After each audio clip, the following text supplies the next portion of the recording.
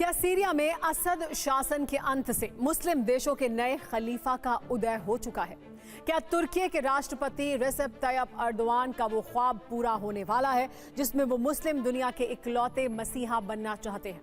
विद्रोहियों का सरिया फतह इस्लामिक देशों में प्रतिशोध का समापन है या नई शुरुआत?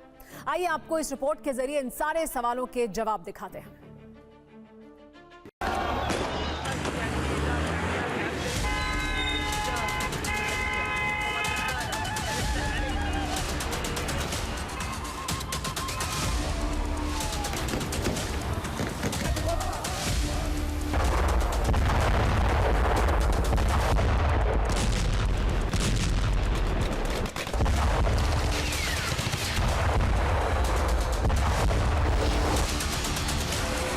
सीरिया के अंदर तुर्की विरोधी आखिरी किला भी ढह गया और इस तरह से मुस्लिम देशों की खलीफाई हासिल करने की जंग का नया अध्याय शुरू हो गया है।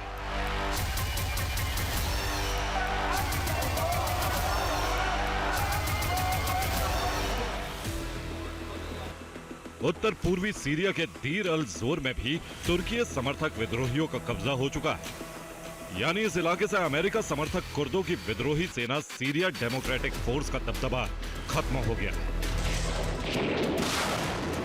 दीर अल जोर से एसडीएफ की विदाई के साथ ही यहां जश्न का दौर जारी। ये जश्न सीरिया की राजधानी दमिश्क को फतह कर चुके विद्रोही संगठन हयात तहरीर अल शाम यानी एचटीएस और गद्दी छोड़कर रूस में शरण ले चुके बशर अल असद के एक और विरोधी संगठन सीरियन नेशनल आर्मी यानी एसएनए के लिए ही अहम नहीं है, बल्कि तुर्की के राष्ट्रपति रेजपेट तैयप एर्दोआन के लिए भी सीरिया विजय की मुनादी है।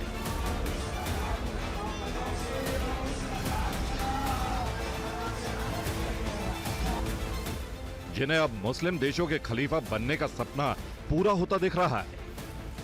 ये बात दुनिया जानती है कि एर्दोआन इस्लामिक मुल्कों का मसीहा बनना चाहते हैं, जो उत्तर पूर्वी सीरिया में भी उनके समर्थक एचटीएस की सल्तनत से मंजिल की ओर बढ़ता नजर आ रहा है।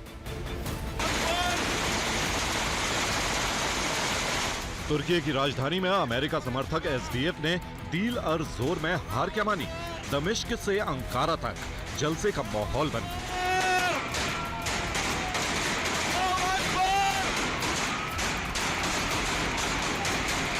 इससे पहले सीरिया के इस इलाके में लंबे समय से तुर्की की जंग जारी थी।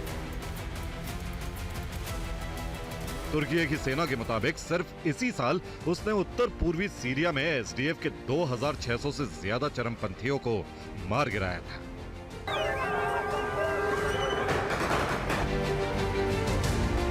लेकिन सीरियाई कुर्दों को हराने में उसे कामयाबी तब जाकर मिली जब दमिश्क से विद्रोही एचटीएस ने राष्ट्रपति असद को खदेड़ दिया। तुर्की का दावा है कि उसने अमेरिका और इजराइल की कठपुतली एसडीएफ को इतना कमजोर कर दिया था कि उसके पास घुटने टेकने के अलावा कोई चारा नहीं था। चुन चुनकर उन हथियार गोदामों को बर्बाद कर दिया गया था जहां एसडीएफ के गोला बारूद का अंबार था।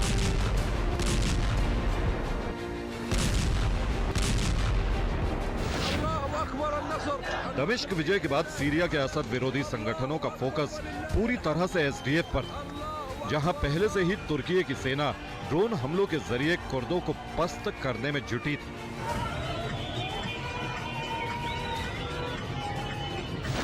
जिसका अंजाम यह हुआ कि एसडीएफ को एचटीएस और तुर्कों के आगे झुकना पड़ा, क्योंकि अगर वो ऐसा नहीं करती तो कुर्दों का कत्लेआम नहीं रुकता।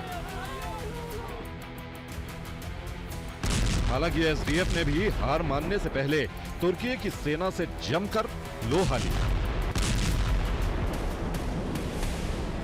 यहां तक कि उसके आसमानी हमलों को भी नाकाम किया, कई ड्रोन भी मार गिराए।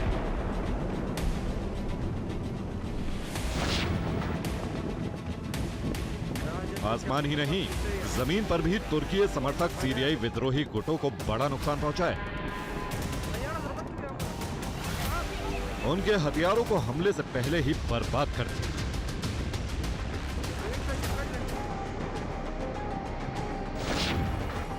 लेकिन आखिरकार एसडीएफ तुर्की समर्थक एचटीएस और एसएनए के आगे टिक नहीं सकी, क्योंकि अमेरिका ने भी उससे मुंह मोड़ लिया। एसडीएफ का आरोप है कि उसने आईएसआईएस के खिलाफ जंग में अमेरिका की हर मुमकिन मदद की, लेकिन अब जबकि उसे तुर्की और एचटीएस से लड़ाई में अमेरिकी मदद की जरूरत थी, तो अमेरिका की सेना ने हाथ पीछे खींच लिया।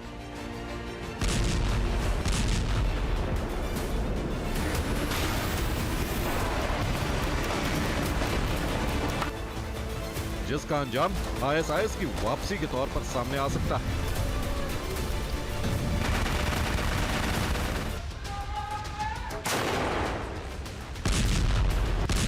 इसमें कोई शक नहीं कि सीरिया में विद्रोही एचटीएस और एसएनए को एसडीएफ या फिर असद की सेना से युद्ध में कामयाबी नहीं मिलती अगर उसके पीछे तुर्की की सेना और एर्दोआन नहीं खड़े होते।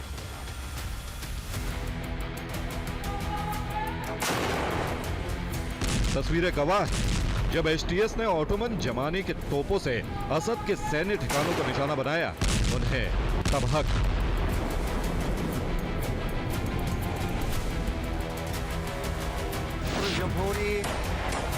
अब करीब करीब पूरे सीरिया पर एचटीएस का कब्जा कायम हो चुका है। जो एर्दोआन की बरसों पुरानी मंशा थी, वो महल भी विद्रोहियों के कब्जे में है।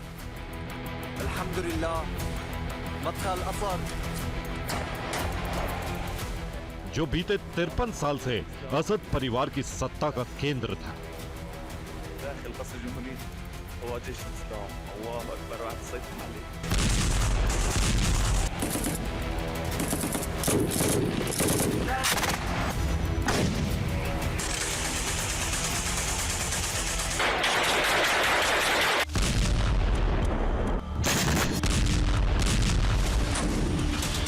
सीरिया के गृह युद्ध का अंत एक नई जंग की शुरुआत थी, क्योंकि जिस विद्रोही गुट एचटीएस ने दमिश्क से असद शासन का खात्मा किया, वो अमेरिका की नजर में आतंकी संगठन है, तो कुर्दों के जिस संगठन एसडीएफ की उत्तर पूर्वी सीरिया में हनक थी, वो तुर्की के मुताबिक आतंकी संगठन। एचटीएस प्रमुख अबू मोहम्मद अल गोलानी चाहे लाख दावे करे कि उसके लड़ाकों ने अपने बूते जीत हासिल की, लेकिन ये बात अब किसी से छिपी नहीं है कि अगर तुर्की और एर्दोआन की शह नहीं होती, मदद नहीं मिलती, तो असद की सत्ता भी नहीं हिलती। गोलानी के लिए तुर्की से मिली मदद कबूल करना मुश्किल, लेकिन एर्दोआन बड़ी आसानी से दुनिया को बता रहे हैं कि कैसे अब सीरिया में तुर्की की हुकूमत कायम हो चुकी है।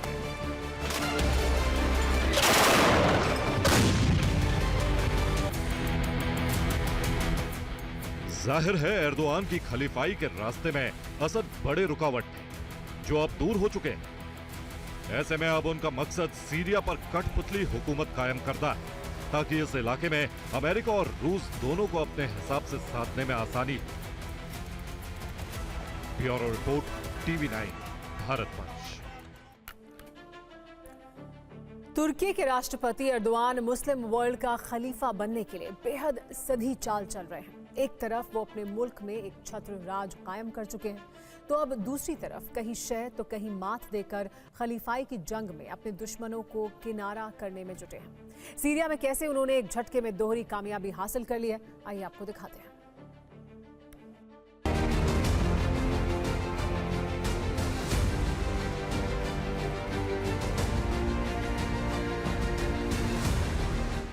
सीरिया से असद परिवार की विदाई सुन्नी बहुल मुल्क में शिया शासन का अंत ही नहीं, बल्कि मुस्लिम देशों के खलीफा बनने का आरंभ भी है। दुनिया जानती है कि खलीफाई की इस होड़ में 3 दावेदार शामिल रहे हैं। पहले सऊदी अरब के मोहम्मद बिन सलमान, जिनके मुल्क में मक्का और मदीना है। ऐसे में घोषित न सही लेकिन अघोषित रूप से मुस्लिम देशों के खलीफा का ताज उन्हीं के पास है, जिसे तुर्की के राष्ट्रपति रेजेप तैयब एर्दोआन बरसों से हासिल करना चाहते हैं।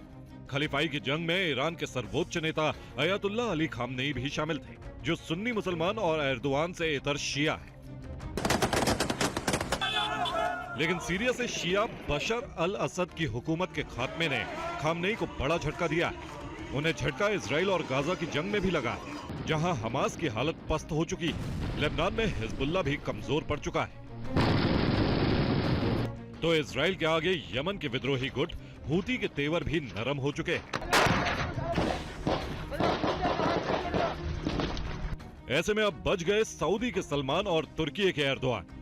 दोनों ही नेता दुनिया की सबसे बड़ी ताकत अमेरिका के करीब हैं। लेकिन इजराइल की जंग में हमास का पक्ष लेकर एर्दोआन ने सलमान पर बढ़त बनाने की कोशिश की। हालांकि सलमान भी इजरायली हमलों के खिलाफ बोलते रहे हैं, लेकिन एर्दोआन का रुख उनसे ज्यादा आक्रामक रहा है। तुर्की का नाटो सदस्य होना भी उन्हें सऊदी अरब पर बढ़त दिलाता है। एर्दोआन एक तरफ इजराइल की जंग में अमेरिका से असहमति जताते हैं, तो दूसरी तरफ रूस यूक्रेन की जंग में यूक्रेन का साथ देकर इसकी भरपाई भी कर देते हैं।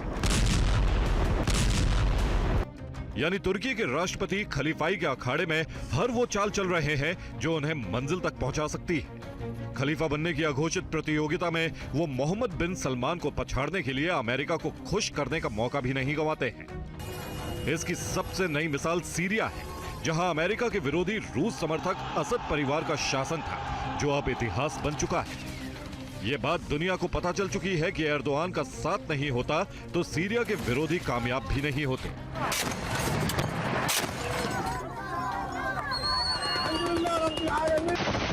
एर्दोआन जो चाहते थे सीरिया में वही हुआ है। वो सिर्फ एशिया ही नहीं बल्कि दुनिया के हर उस कोने में दस्तक दे रहे हैं जहां मुस्लिम देशों में विवाद है, फसाद है। सीरिया विजय के बाद अब एर्दोआन की नजर अफ्रीका के दो दुश्मन इथोपिया और सोमालिया में सुलह कराने पर है। लेकिन क्या इन सबसे एर्दोआन की खलीफा बनने की चाहत भी पूरी हो पाएगी? इसके लिए उन्हें अपने देश में भी एक जंग जीतनी होगी, क्योंकि तुर्की के संविधान के मुताबिक 2028 के बाद एर्दोआन राष्ट्रपति की कुर्सी पर नहीं रह सकते। लेकिन इस बात के कयास अभी से लगाए जा रहे हैं कि वो इस बाधा को भी दूर कर लेंगे, यानी अगली बार भी न सिर्फ राष्ट्रपति बनेंगे बल्कि 57 मुस्लिम देशों का खलीफा बनने की तरफ भी मजबूती से आगे बढ़ेंगे। Bureau report, TV9 Bharatvarsh.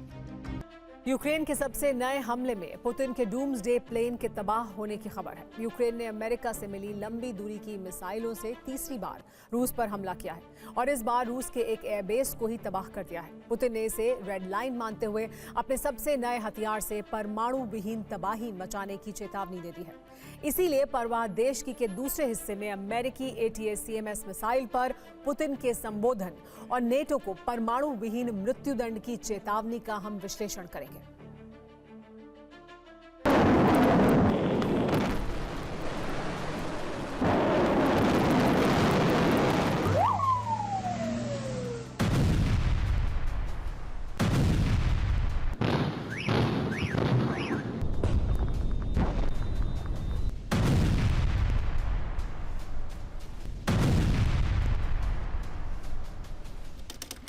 दिसंबर 2024 रात 11 बजे के बाद रोस्तोव, रूस।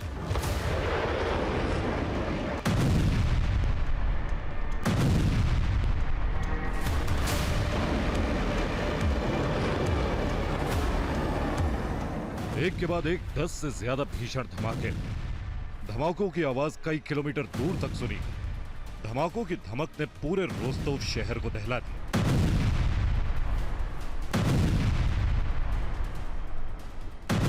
आधी रात को आग की ऊंची लपटें नजर आने लगी।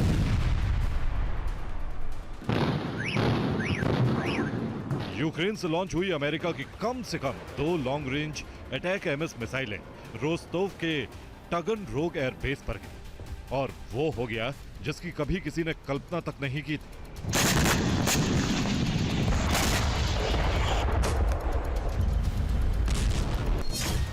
यूक्रेन ने दावा किया है कि रोस्तोव शहर पर उसके सबसे नए हमले में पुतिन का डूम्सडे प्लेन फ्लाइंग क्रेमलिन ध्वस्त हो गया। यूक्रेन के ATACMS हमले में रूस का टगन रोग एयरबेस तबाह हो गया। रूस में फाइटर जेट्स के पुर्जे बनाने वाली बीरीव एयरक्राफ्ट कंपनी खाक हो गई। ब्रियांस्क में एक ऑयल रिफाइनरी की पाइपलाइन से आग की लपटें उठने लगी।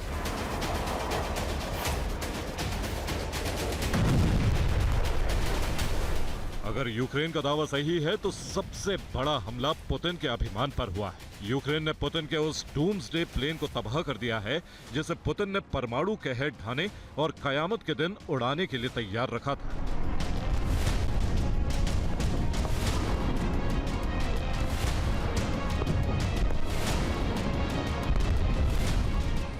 पुतिन का डूम्सडे प्लेन रूस के उसी एयरबेस पर तैनात था जहां यूक्रेन ने लंबी दूरी तक मार करने वाली अटैक एमएस मिसाइलों से हमला किया। अगर इस हमले में पुतिन के फ्लाइंग क्रेमलिन को नुकसान हुआ तो इसका मतलब रूसी संप्रभुता पर हमला माना जाएगा और इसका नतीजा भयानक होगा।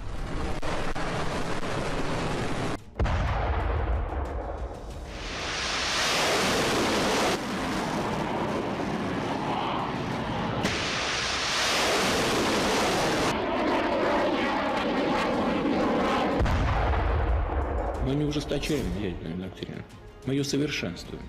हालांकि रूस ने अभी तक यूक्रेन के हमले में डूम्सडे प्लेन को हुए नुकसान का कोई जिक्र नहीं किया है। लेकिन यूक्रेन के सबसे नए हमले के तुरंत बाद जिस तरह पुतिन ने इमरजेंसी मीटिंग बुलाई, उससे साफ है कि घाव बहुत गहरा लगा है और अब पुतिन इसका विनाशक बदला लेने की तैयारी में है।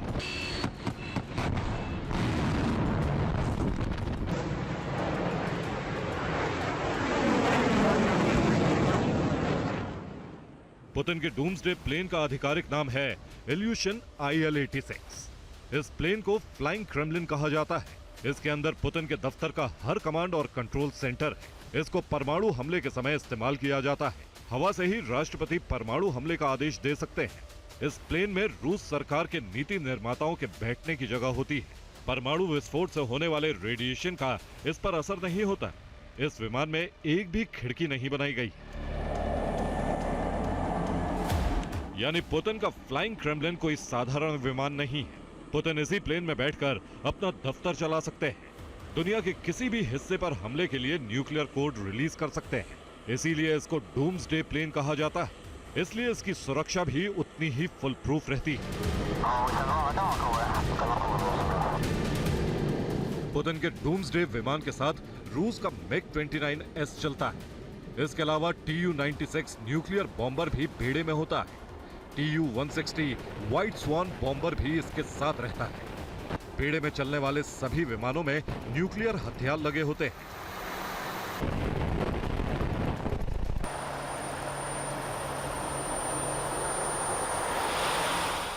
फ्लाइंग क्रेमलिन के बेड़े में चलने वाला Tu बॉम्बर बेजोड़ विमान है। इसकी स्पीड 2220 किलोमीटर प्रति घंटा है। Tu 40,000 फीट की ऊंचाई पर उड़ान भरता है। ये विमान 20,400 किलोग्राम वजन के हथियार लेकर उड़ान भर सकता है। इस बॉम्बर में 12 क्रूज मिसाइल लगाई जा सकती है। Tu की रेंज 3000 किलोमीटर है। इसको स्टेल्थ डिफेंस सिस्टम के हिसाब से डिजाइन किया गया है और रडार इसे ट्रेस नहीं कर सकते। यूक्रेन ने रूस के गर्व पर हमले करने का दुस्साहस किया है और इसीलिए रूस ने चेतावनी जारी कर दी है कि इन हमलों का भीषण बदला लिया जाएगा। Bureau report, TV9 Bharatvarsh.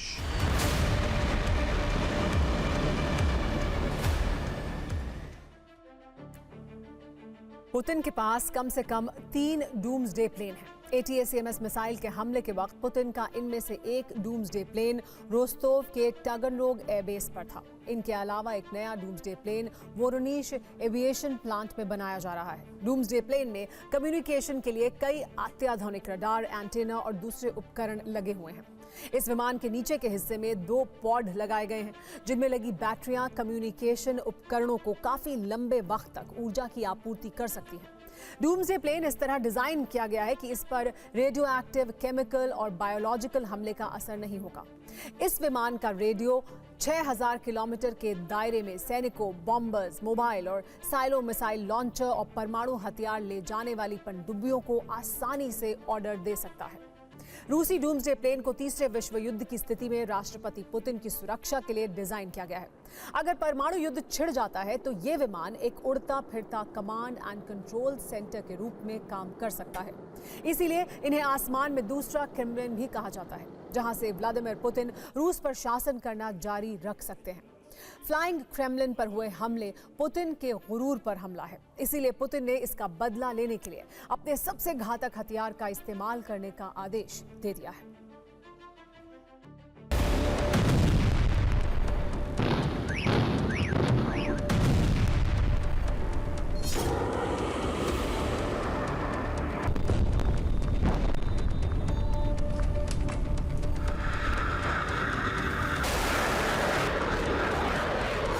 America की दी अटैक एमएस लॉन्ग रेंज मिसाइलों से रूस पर तीसरी बार बड़ा हमला करके यूक्रेन ने बहुत बड़ी गलती कर दी है। सबसे नए हमले में यूक्रेन ने रूस के डूम्सडे प्लेन को नुकसान पहुंचाकर पुतिन के उस क्रोध को हवा दे दी है जिसका अंजाम परमाणु विस्फोट जैसा महाविनाशक हो सकता है।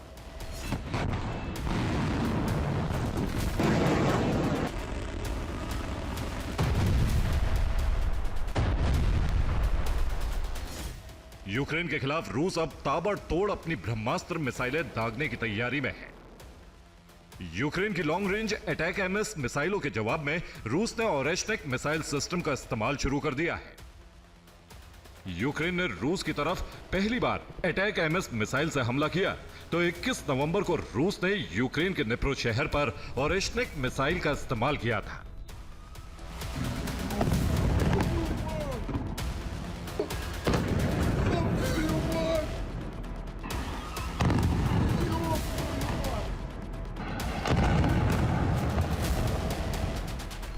करीब 3 साल से जारी जंग के बीच पहली बार यूक्रेन ने ऐसे विनाशक धमाके सहे थे। ऐसा लगा जैसे आसमान से विनाशक उल्का बरस रहे और थोड़ी देर में सब कुछ खाक हो जाएगा।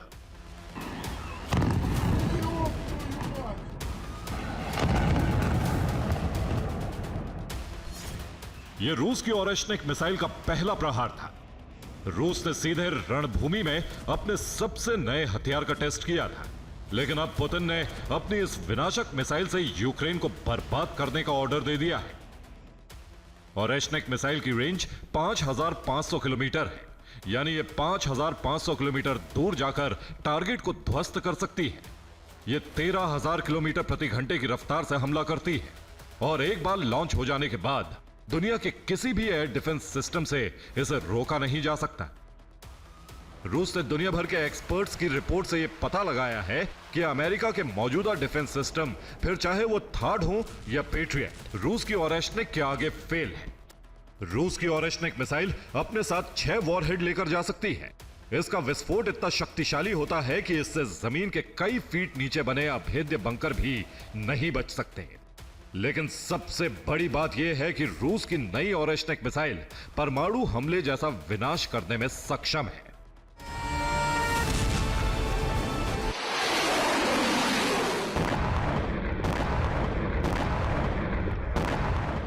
पुतिन घोषणा कर चुके हैं कि उनके पास ऐसी मिसाइल है जो परमाणु वॉरहेड का इस्तेमाल किए बिना परमाणु विनाश जैसी तबाही मचाने में सक्षम है। और अब पेंटागन को डर इस बात का है कि पुतिन युद्ध में ओरेश्निक मिसाइल का महाविनाशक तरीके से इस्तेमाल करने का ऑर्डर देने वाले हैं। अमेरिकी खुफिया रिपोर्ट के आधार पर पेंटागन ने कहा है कि रूस यूक्रेन और यूरोप में फिर से ओरेश्निक मिसाइल से विस्फोट करने वाला है। ओरेश्निक के नाम पर डर पैदा करना पुतिन के वॉर प्लान का हिस्सा है और पुतिन ओरेश्निक का इस्तेमाल करके अमेरिका ब्रिटेन को हद बताना चाहते हैं। पुतिन अमेरिका और नाटो देशों के मन में ओरेश्निक के नाम की दहशत पैदा करना चाहते हैं। पुतिन ने ओरेश्निक का प्रोडक्शन बढ़ाने का आदेश दे दिया है। अमेरिकी रिपोर्ट है कि रूस एक बार फिर ओरेश्निक से अटैक करने वाला है। अगर कीव से लेकर खार्किव तक या यूरोप के किसी और हिस्से में ओरेश्निक मिसाइल से विस्फोट हुए तो सिर्फ यूक्रेन में ही नहीं बल्कि पूरे यूरोप में विनाश की नई सुनामी आ जाएगी। Bureau report, TV9 Bharatvarsh.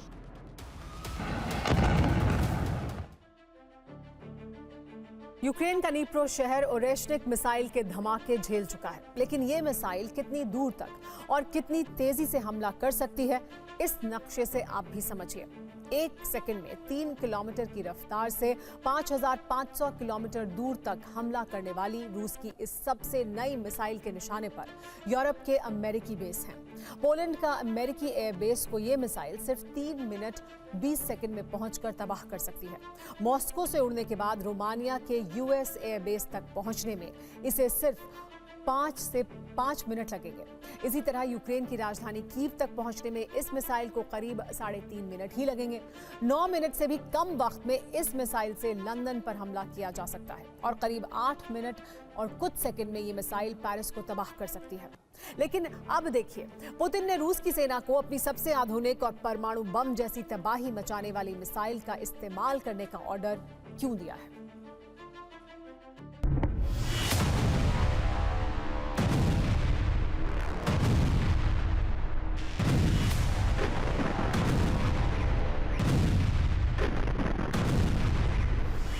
राष्ट्रपति पद छोड़ने से पहले जो बाइडेन ने जेलेंस्की को रूस की जमीन पर ATACMS के हमले की छूट दी। तभी तय हो गया था कि अब इस युद्ध में महाविनाश के ऐसे हथियारों की एंट्री हो जाएगी जिनका नतीजा परमाणु विनाश जैसा भयानक होगा। A year ago today, we launched this campaign.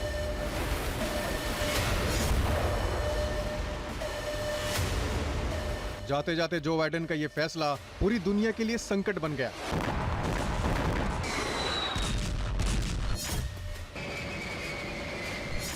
क्योंकि 19 नवंबर को यूक्रेन ने रूस पर पहली बार अमेरिकी ATACMS मिसाइल दागी थी। रूसी जमीन पर अमेरिका और ब्रिटेन की मिसाइलों की बरसात होते ही ये तय हो गया था कि यूक्रेन और उसके मित्र देशों ने बहुत भयंकर भूल की है और इसकी कीमत यूक्रेन को चुकानी होगी। अब पुतिन ने नॉन न्यूक्लियर हथियारों से न्यूक्लियर जैसी तबाही का ब्लूप्रिंट जारी किया है, जिसमें सिर्फ 24 घंटे के अंदर बारूदी बवंडर उठेगा। लंदन, बर्लिन और पेरिस पर मिसाइलें गिरेंगी और एटमी हमले के बिना भी परमाणु जैसा विनाश होगा।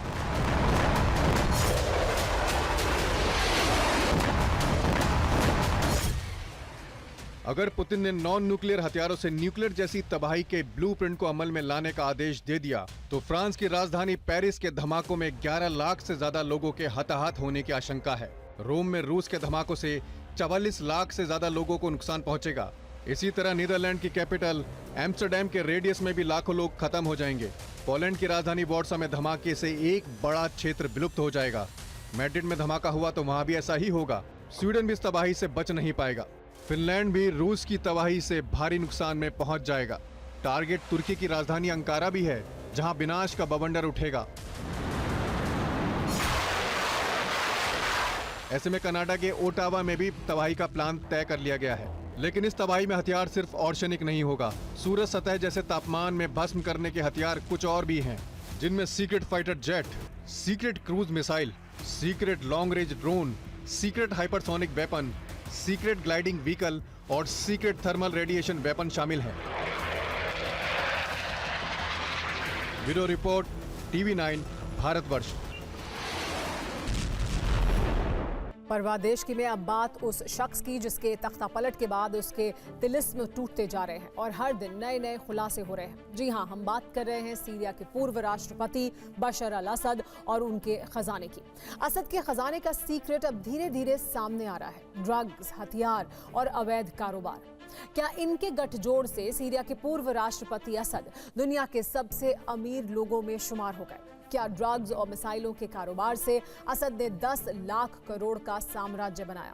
क्या डिप्रेशन दूर करने वाली एक गोली ने असद को कर दिया मालामाल? आज हम आपको सीरिया में असद के परिवार की उन फैक्ट्रियों और अंडरग्राउंड अड्डों को दिखाने जा रहे हैं जहां ड्रग्स और अवैध हथियारों का निर्माण किया जाता था, जहां एक ऐसी गोली भी बनाई जाती थी जो गरीबों का अफीम कही जाती थी, लेकिन उस गोली ने असद के परिवार को कुबेर का खजाना दे दिया। देखिए ये स्पेशल रिपोर्ट।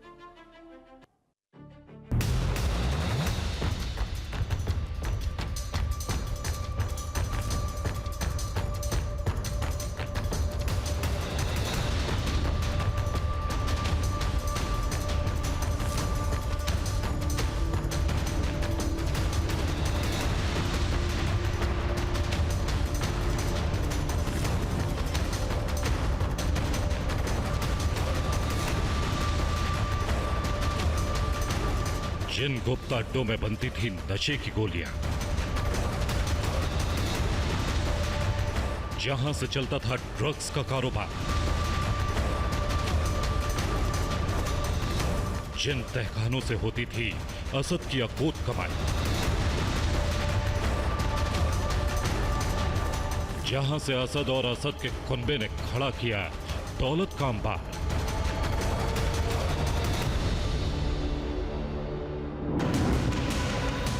जहां थी असद की बदनाम ड्रग्स फैक्ट्री।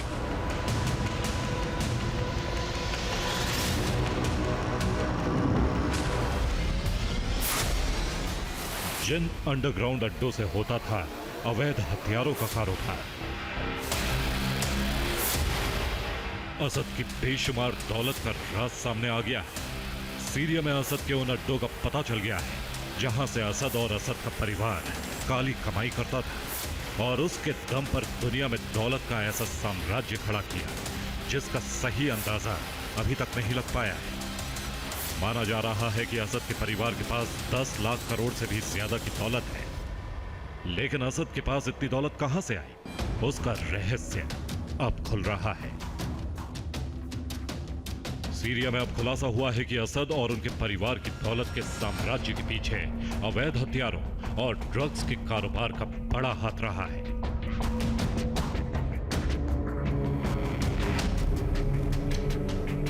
अब हम जो आपको बताने जा रहे हैं उसे सुनकर आप दंग रह जाएंगे। असद और उनके परिवार की दौलत को लेकर अब आप जो देखेंगे आपको यकीन नहीं होगा, लेकिन अब ये सच सामने आ गया है कि असद और उनके परिवार ने अपनी दौलत का विस्तार ऐसी चीजों से किया जिनके बारे में कोई सोच भी नहीं सकता है। असद और उनके परिवार की अकूत कमाई में सबसे बड़ा सोर्स है नशे की एक गोली जिसका नाम है कैप्टागॉन। यह गोली सीरिया में गरीबों की अफीम कही जाती है। इसके अलावा उन फैक्ट्रियों में और भी कई सिंथेटिक ड्रग्स बनते हैं जिसके जरिए असद परिवार ने दौलत का साम्राज्य खड़ा किया। कैप्टागॉन और दूसरे ड्रग्स के अलावा सीरिया में कई अवैध हथियारों की फैक्ट्रियां भी मिल रही हैं। अवैध हथियारों की इन फैक्ट्रियों के बारे में माना जा रहा है कि ये भी असद परिवार की कमाई का बड़ा जरिया थी। हथियारों की इन फैक्ट्रियों में मिसाइल तक बनाए जाते थे जिन्हें बेचकर असद के पास मोटा पैसा आता था। सीरिया में तख्ता पलट के बाद विद्रोहियों को मिल रही इन अवैध हथियारों की फैक्ट्रियों के बारे में आपको आगे बताएंगे, लेकिन पहले नशे की उस गोली और उसके गुप्त अड्डों के बारे में आपको बताते हैं जिनके दम पर असद ने दौलत का अंबार लगाया। सीरिया के विद्रोहियों को एक ऐसी फैक्ट्री मिली जहां कैप्टागॉन गोलियां बनती थी। तस्वीरों में दिख रही ड्रग्स की इस फैक्ट्री में कैप्टागॉन की गोलियां बनती भी थीं और स्टोर भी की जाती थी।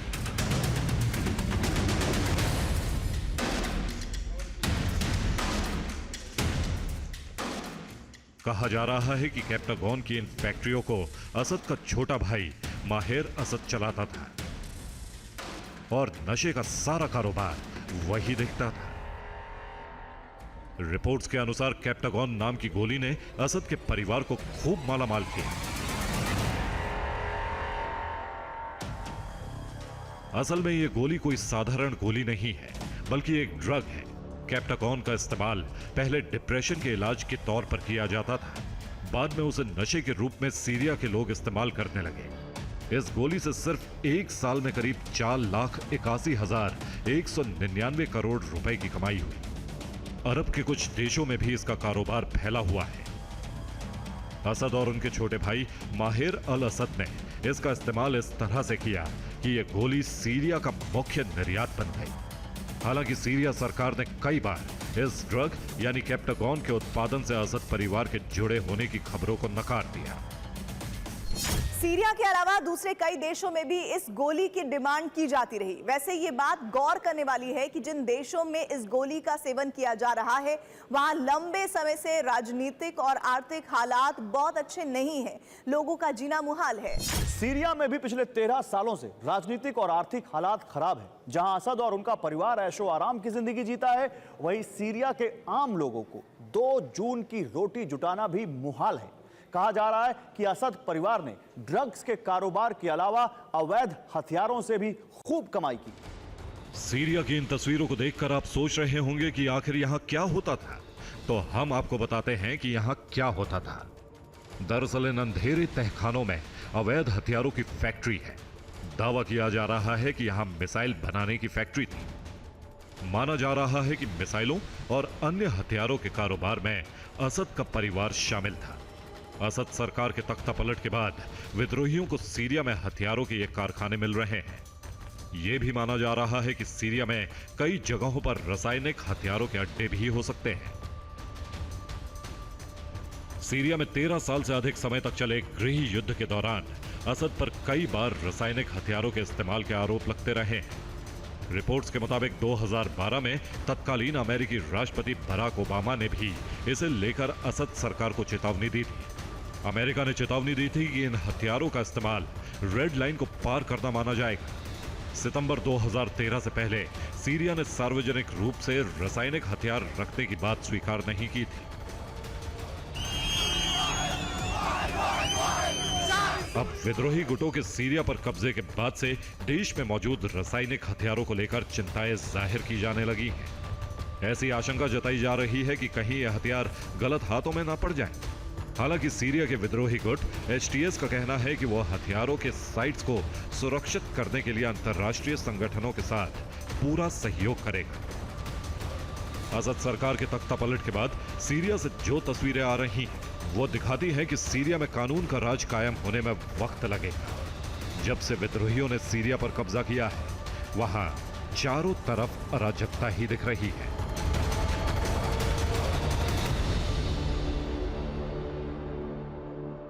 सीरिया में लोग असद परिवार के खिलाफ हर तरफ से गुस्सा जता रहे हैं। ऐसे ही कुछ लोग असद के महल में उनके बेडरूम से लेकर बाथरूम तक में घुस गए। वहां लोग वीडियो बनाते रहे। सीरियाई लोगों ने असद के निजी जिम में जाकर भी वीडियो बनाया।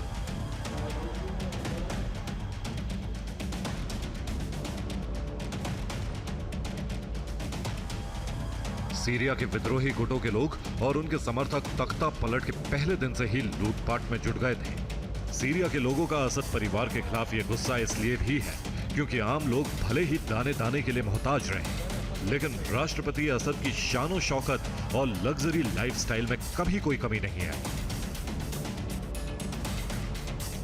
जब सीरिया की जनता भूखों मर रही थी, तब वहां का राष्ट्रपति अपना खजाना भर रहा था।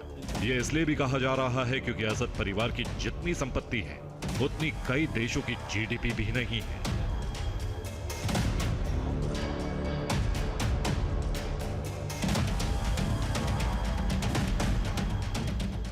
असद का परिवार सीरिया की अर्थव्यवस्था के करीब 70% हिस्से को नियंत्रित करता था। असद का परिवार सीरिया का सबसे अमीर और शक्तिशाली परिवार माना जाता रहा है। असद परिवार के पास नशे और हथियारों के कारोबार के अलावा रियल एस्टेट, प्राकृतिक संसाधन, कला और आभूषण का विशाल पोर्टफोलियो भी है। यहां तक कि विदेशों में भी असद परिवार की अकूत दौलत है।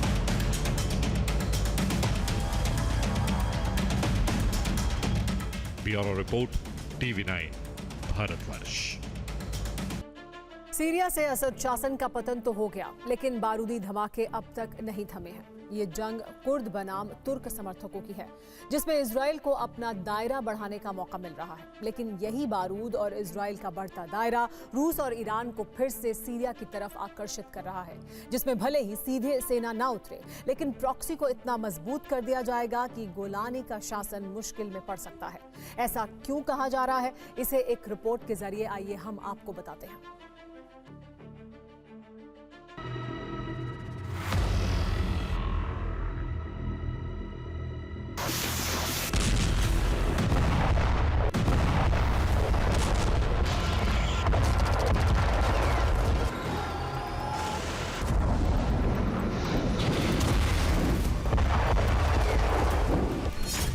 शांत नहीं हुआ सीरिया, नया मोर्चा खुल गया। सीरिया में असद शासन के अंत के बाद सत्ता विद्रोहियों को सत्ता का हस्तांतरण हो चुका है।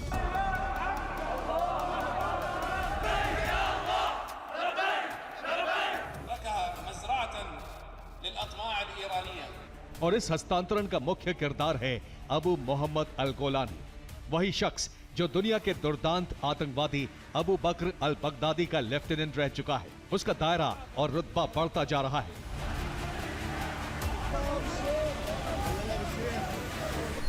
तो क्या रूस ने इस 42 साल के विद्रोही नेता से हार मान ली है? क्या ईरान ने अबू मोहम्मद अल गोलानी के सामने घुटने टेक दिए हैं? सवालों ने जन्म रूस ईरान के सीरिया से बाहर निकलने वाले कदम और असद के सीरिया छोड़ने के बाद लिया है।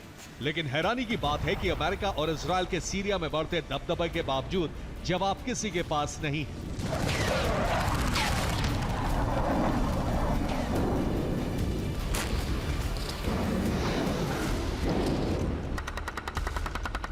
और ये जवाब इसलिए किसी के पास नहीं है क्योंकि रूस और ईरान वापस लौटने की तैयारी कर रहे हैं।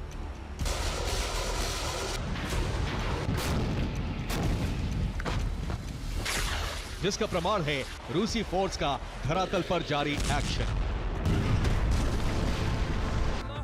सीरिया से जो ताजा तस्वीरें सामने आई हैं, साफ पता चलता है कि रूसी सेना सड़क मार्ग से तारतुस नेवल बेस की तरफ रवाना हुई है और रूसी सेना का ये मार्च बताता है कि जंग अभी बाकी है।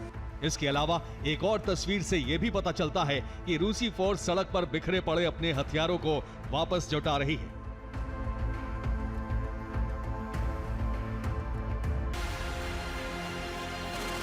रूस के इस एक्शन में सहयोगी होगा ईरान, वो ईरान जिसे लेबनान से हिजबुल्लाह तक हथियार पहुंचाने का रास्ता चाहिए जो सीरिया से गुजरता है। लेकिन इस बार जंग के मोर्चे पर ईरान उतरेगा इजराइल के खिलाफ और ये ऐलान ईरान के सुप्रीम लीडर खामनेई ने किया है। अयतुल्लाह खामनेई ने अपनी तकरीर में साफ कर दिया है कि हमारे बारूदी अभियान का दायरा बढ़ गया है। अब ये दायरा पूरा पश्चिम एशिया क्षेत्र है। इसके अलावा ईरान के विदेश मंत्री ने भी खुलेआम सीरिया के वॉर जोन में उतरने के संकेत दे दिए हैं।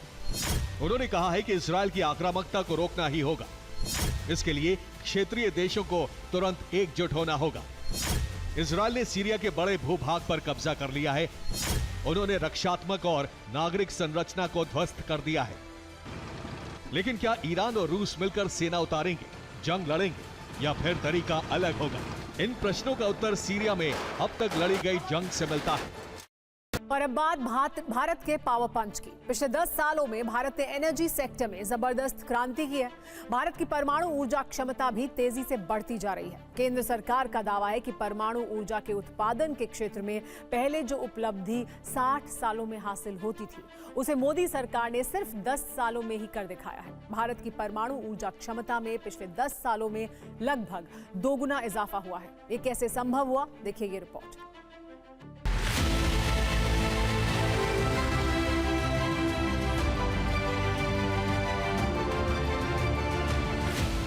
भारत ने पिछले 10 सालों में नई नई ऊंचाइयों को छुआ है। इससे भारत की शक्ति भी बढ़ रही है और विकास के आंकड़ों पर लोगों का भरोसा भी। दूसरे सेक्टर की तरह ही परमाणु ऊर्जा के क्षेत्र में भी भारत ने बड़ी क्रांति की है। पिछले 10 सालों में भारत ने परमाणु ऊर्जा क्षमता में क्रांतिकारी इजाफा किया है। केंद्र सरकार का दावा है कि 2024 में परमाणु ऊर्जा क्षमता 8081 मेगावाट हो गई है। 2014 में ये 4780 मेगावाट थी। भारत की परमाणु ऊर्जा क्षमता साल 2031-2032 तक बढ़कर 22,480 मेगावाट होने का अनुमान है। इस समय देश में 9 परमाणु ऊर्जा परियोजनाएं निर्माणाधीन हैं, जबकि कई अन्य परियोजनाएं प्री प्रोजेक्ट फेज में हैं। सरकार के राजनीतिक नेतृत्व और तकनीकी विशेषज्ञता ने इस प्रगति को संभव बनाया है। केंद्रीय मंत्री डॉक्टर जितेंद्र सिंह ने लोकसभा में बताया कि परमाणु ऊर्जा क्षमता की दिशा में ये प्रगति सिर्फ 1 दशक में हासिल की गई है, जबकि इससे पहले क्षमता को हासिल करने में 60 से भी अधिक वर्षों का समय लगता था। परमाणु ऊर्जा के क्षेत्र में यह बदलाव भारत की परमाणु ऊर्जा को बढ़ाने के प्रति सरकार की प्रतिबद्धता को जाहिर करता है, जिससे भारत परमाणु ऊर्जा में अपनी अग्रणी भूमिका को और मजबूत करेगा। भारत में परमाणु ऊर्जा का उपयोग कृषि, स्वास्थ्य और रक्षा क्षेत्रों में भी हो रहा है। कृषि में परमाणु ऊर्जा का इस्तेमाल फसलों को 70 किस्मों के विकास में किया गया है। स्वास्थ्य क्षेत्र में भारत ने कैंसर उपचार के लिए उन्नत आइसोटॉप्स की शुरुआत की है। वहीं रक्षा क्षेत्र में भारत की परमाणु क्षमता का लोहा पूरी दुनिया मानती है। यही है भारत का पावर पंच, फिक्र आपकी, परवाह देश की। Bureau report, TV9 Bharatvarsh.